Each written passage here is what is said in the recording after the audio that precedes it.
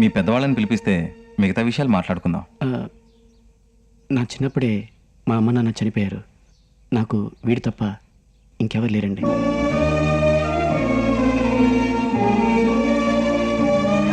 మా బోనం పెళ్లి చేసుకుంటే మేమంతా నీ వాళ్ళమే కదా బాబు.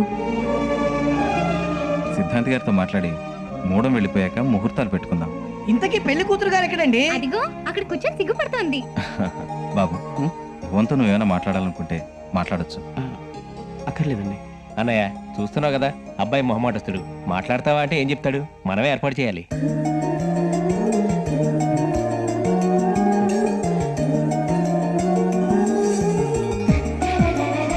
ఏం చేస్తున్నారు వీరిద్దరు? ఇంక వీళ్ళేం మాట్లాడుకోరా? మన ఇద్దరం మాట్లాడుకోవాలని వాళ్ళు ప్రైవసీ క్రియేట్ చేశారు. కానీ ఏం మాట్లాడాలో నాకు తెలియట్లేదు.